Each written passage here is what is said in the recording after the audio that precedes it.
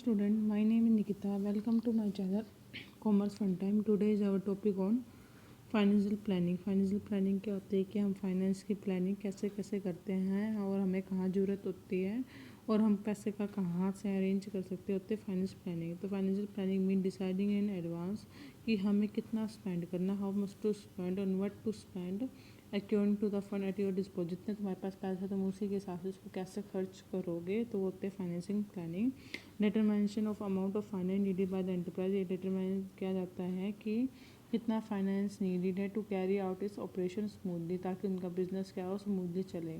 Second है determination of source of fund कि कितना उनका सोर्स ऑफ फंड है, कहाँ कहाँ से वो पैसे ले सकते हैं। थर्ड है determination of suitable policy for proper utilization. में सबसे ढंग की पॉलिसी जो 5-6 पॉलिसी एक चीज़ को यूज़ करने की, तो सबसे बढ़िया पॉलिसी को ही सिलेक्ट करना चाहिए था। Financial planning begin with determination of total capital requirement. पहले डिटरमाइन करते हैं कितना पैसा चाहिए। जैसे for this a financial manager do the sale forecast देखना पड़ेगा and if the future prospect appear to be bright and expect increase in sale the firm need to increase its production capacity. अगर उसकी cell increase हो जाए तो उसको production increase करना होगा। प्रोडक्शन ज़रूरी है तो पैसे ज़रूरी है, तो ये सब देखा जाता है इसमें, ठीक है। उसके बाद after estimating the requirement of fund the next step of financing planning is deciding how to raise the finance कि कैसे हमें फाइनेंस लेना है, कौन से सोर्स से लेना है, प्रेफरेंस शेयर से लेना है, डिबेंचर से लेना है, इक्विटी से लेना है। फिर third financial planning is broader in scope as it does not end by raising estimate की बहुत बड़ा साइंस है, एस्टिमेशन से कुछ नहीं होगा। It include long term investment decision in financing planning. Financial manager analyse various investment plan and select the most appropriate plan को select करते हैं सबसे ईजी और सही पड़ता है, ठीक है। उसके बाद ऑब्जेक्टिव क्यों किया जाता है financial planning, to ensure availability of fund whenever these are required.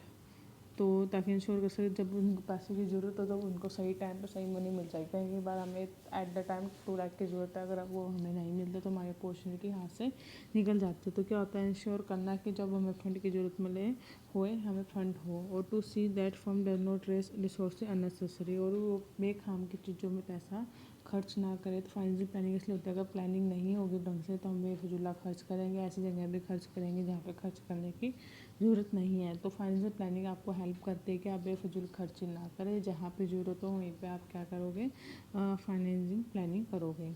Importance क्या है, अगर मैं कुछ बढ़िया चीज़ कहूँ तो उसकी क्या होगी, अगर हम फाइनेंशियल प्लानिंग करेंगे make the firm better prepare to the face the future को ईजिली फेस करेगी, क्योंकि वो सब पॉइंट्स पॉजिटिव और नेगेटिव पॉइंट्स लेके ही प्लानिंग की जाती है, तो वो ईजिली फेस कर सकते हैं। Help in avoiding business shocks and surprises से बचा जा सकता है, कि उसके लिए पहले से बैकअप प्लान रखते हैं कि इन फ्यूचर अगर ऐसा हो गया तो हम कैसे इसको फेस करेंगे। कोऑर्डिनेशन वेरियस फंक्शन के बीच में वो तालमेल बनाए रखता है। प्रॉपर यूटिलाइजेशन ऑफ फाइनेंस करता है, जैसे detailed plan of action prepared under financial planning reduce waste duplication of effort and gap in planning. Link present with future को क्या करता है, प्रेजेंट करने की कोशिश करता है। ये try to link present with future by anticipating sales growth extra. उसके बाद क्या करता है, link between investment financial decision कि हम कहाँ से इन्वेस्टमेंट करेंगे और फाइनेंस कहाँ से लेके आएंगे। Make evaluation the actual performance earlier, फिर एक्चुअल परफॉर्मेंस जो हमने किया है उसको हम चेक करेंगे हमारे डिज़ायर रिजल्ट से क्यों मिला नहीं। तो ये सारा बॉक्स में बता रखा है, आपको डायग्रामेटिक बताना है इसको। और फिर उसके बाद क्या होता है, कंपैरिजन बता रहे फाइनेंशियल मैनेजमेंट डिसीजन के बारे में, आप इसको पढ़ सकते हो, कुछ मैटर नहीं है, मैं आपको करवा चुकी हूँ। अगर कोई प्रॉब्लम हो तो कमेंट बॉक्स में कमेंट करके आप पूछ सकते हैं। Thank you.